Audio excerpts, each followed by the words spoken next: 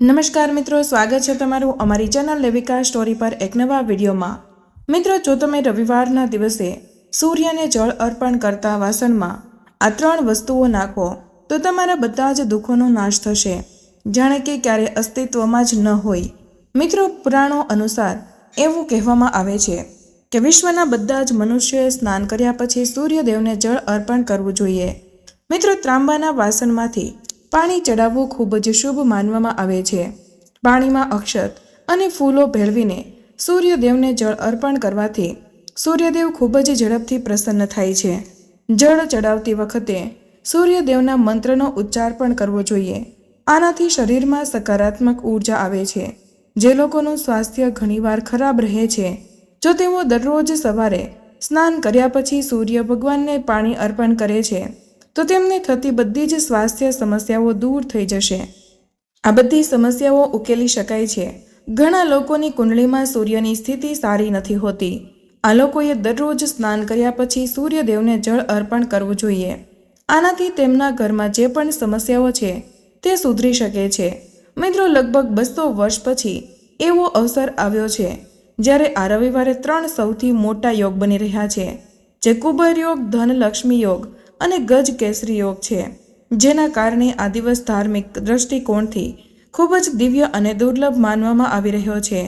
તેથી આ દિવસે જો તમે સૂર્યને જળ અર્પણ કરવા સંબંધિત આ અચૂક ઉપાય ચૂપચાપ કરો છો તો તમારું ભાગ્ય એવી રીતે ચમકશે કે તમને વિશ્વાસ પણ નહીં આવે તો એવો કયો ઉપાય છે જે તમારું ભાગ્ય બદલી નાખશે। દોસ્તો, જે જાણવા માટે વિડીયોને અંત સુધી જરૂર જુઓ।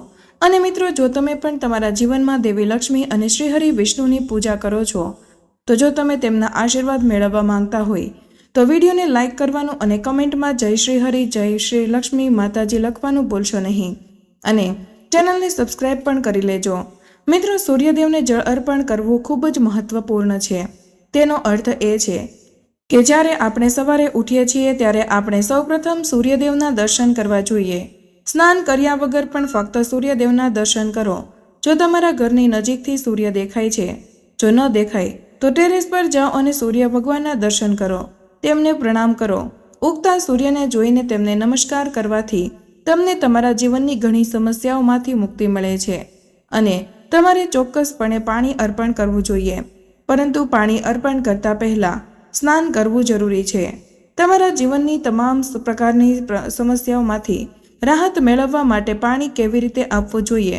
જો તમારા લગ્ન જીવનમાં કોઈ અવરોધો હોય, તમે ઈચ્છિત લગ્ન ઈચ્છતા હો, ઈચ્છિત જીવનસાથી ઈચ્છતા હોય, તો તમે દેવામાં ડૂબેલા હોય, પૈસાની અછત હોય, તમારો વ્યવસાય ચાલી રહ્યો ન હોય, અથવા તો બાળક થવામાં કોઈ અવરોધો હોય, તમને કોઈ પ્રકારની સમસ્યા હોય, તો જો તમે સૂર્યદેવને જળ ચડાવતી વખતે કેટલીક ખાસ બાબતોનું ધ્યાન રાખશો તો તમારી સમસ્યા ખૂબ જ જલ્દી દૂર થઈ જશે।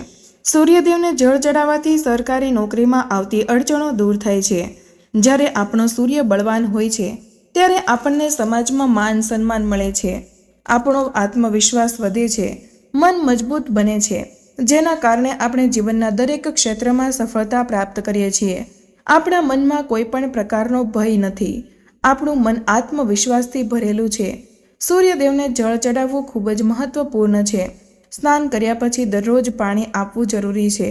તમારા જીવનની સમસ્યાનો દૂર થાય છે, માટે જ તમારે પાણી કેવી રીતે અર્પણ કરવું, હું આજે આ વિડીયોમાં તમારી સાથે આ બધી જ બાબતો શેર કરવા જઈ રહી છું, તો વિડીયો અંત સુધી અવશ્ય જુઓ।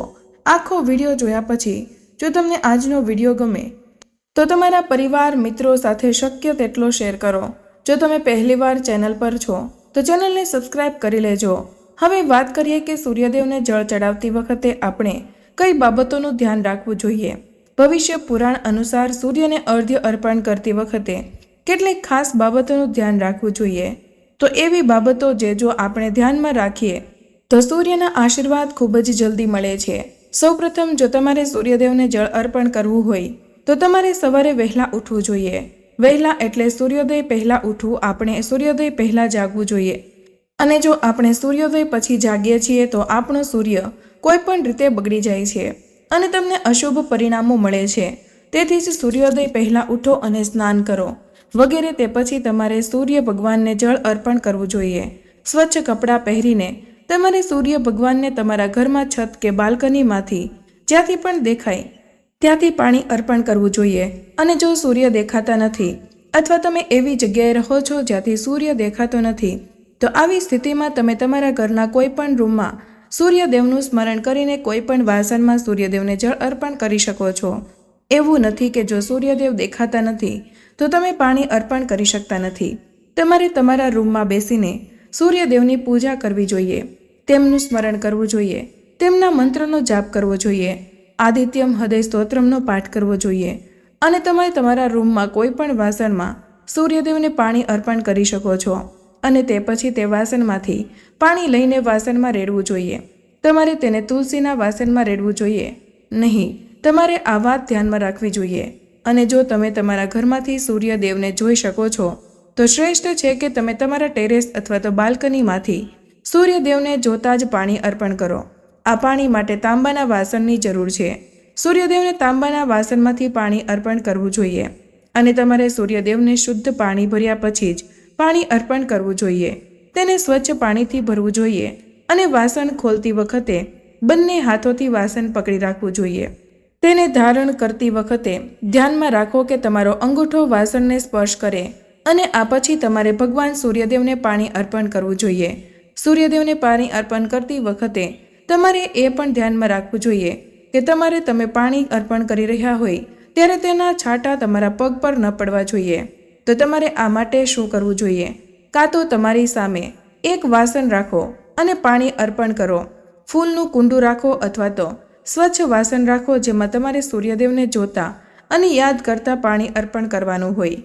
આ રીતે સૂર્યદેવને પાણી અર્પણ કરો અને જ્યારે તમે સૂર્યદેવને પાણી અર્પણ કરો છો ત્યારે તમારે ઓમ સૂર નમઃ, ઓમ ભાસ્કર નમઃ, ઓમ ગ્રમ સ્વરૂપે શ્રી સૂર્યનારાયણ નમઃ મંત્રનો જાપ કરવો જોઈએ અને આ મંત્ર દ્વારા પણ સૂર્યદેવને પાણી અર્પણ કરી શકો છો.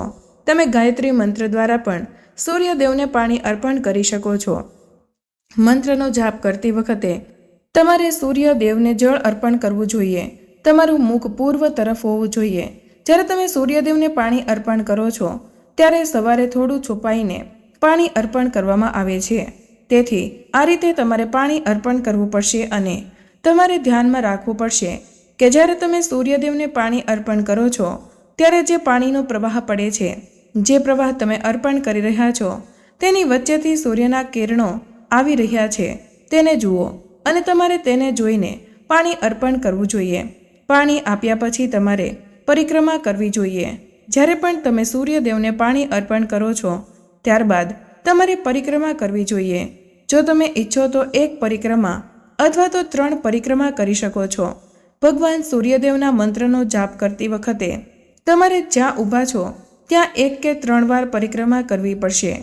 ભવિષ્ય પુરાણ કહે છે કે સૂર્ય ભગવાન જો અર્ઘ્ય અર્પણ કર્યા પછી ધ્યાન કરતી વખતે પરિક્રમા કરવામાં આવે તો તમામ પ્રકારની સમસ્યાઓ દૂર થાય છે અને સૂર્યદેવને જળ અર્પણ કર્યા પછી પરિક્રમા કરનાર વ્યક્તિની તમામ પ્રકારની ઈચ્છાઓ પૂર્ણ કરે છે. તો આ રીતે તમારે ધ્યાનમાં રાખવું પડશે કે પાણી અર્પણ કરતી વખતે તમારે સૂર્યદેવને ખૂબ જ કાળજીપૂર્વક પાણી અર્પણ કરવું જોઈએ અને તમારે ધ્યાનમાં રાખવું પડશે કે તમારે સવારે સૂર્યોદય પહેલાં ઉઠીને સ્નાન કર્યા પછી ઉગતા સૂર્યને પાણી અર્પણ કરવું જોઈએ. તે શ્રેષ્ઠ રહેશે. અને જ્યારે તમે પાણી અર્પણ કરી રહ્યા હોય ત્યારે તમારા પગમાં જૂતા કે ચપ્પલ ન હોવા જોઈએ, પરંતુ જો તમે ઈચ્છો તો તમે તમારા પગ નીચે સાદડી રાખી શકો છો જેથી તમારો સીધો સંપર્ક પૃથ્વી સાથે ન થાય. જો તમે તેને રાખવા માંગતા હોય તો તમે તેને રાખી શકો છો, ભલે તેને ન રાખો, આવી કોઈ સમસ્યા નથી. પરંતુ જો તમારા પગ નીચે સાદડી હોય તો તે વધુ સારું રહેશે. પરંતુ તમારે ખુલ્લા ન રહેવું જોઈએ. તમારા પગમાં ચંપલ કે જૂતા નથી. ચંપલ કે જૂતા પહેરીને પાણી ન અર્પણ કરવું જોઈએ. પાણી અર્પણ કરતી વખતે તમારે ધ્યાનમાં રાખવું પડશે કે જે પાણી આવી રહ્યું છે તે તમારા પગને સ્પર્શ ન કરે.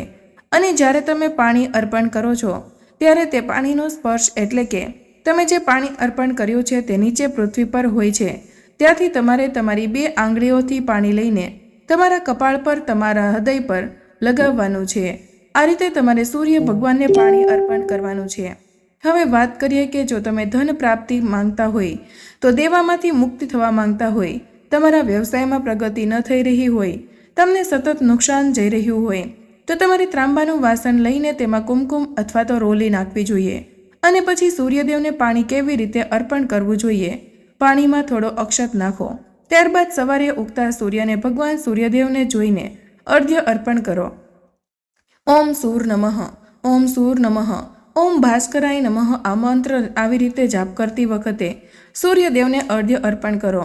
શક્ય તેટલા વધુ આ મંત્રનો જાપ કરો. તમે જેટલા વધુ જાપ કરશો તેટલા વધુ તમને સૂર્યદેવ તરફથી આશીર્વાદ મળશે. જો સૂર્ય બળવાન થશે તો તમને નાણાકીય લાભ મળશે અને તમને દેવામાંથી પણ મુક્તિ મળશે. અને જો વ્યવસાયમાં કોઈ સમસ્યા હશે તો તમને તેમાંથી પણ મુક્તિ મળશે. મિત્રો, દેવાથી મુક્તિ મેળવવા અને પૈસા કમાવાનો આ શ્રેષ્ઠ રસ્તો છે. તમારે તે ચોક્કસ કરવું જોઈએ. જો તમારા લગ્ન જીવનમાં કોઈ પણ પ્રકારની અડચણો આવે અને તમને ઈચ્છિત જીવનસાથી જોઈએ છે તો તમારે ત્રાંબાના વાસણમાં પાણી ભરીને તેમાં એલેક્ઝાન્ડરનું ફૂલ નાખવું જોઈએ. તમે પેલા એલેક્ઝાન્ડરનું ફૂલ લઈ શકો છો અને તમારે આમળાનો રસ પણ લેવો જોઈએ. આમળાનો રસ અને હળદર પાવડર લો.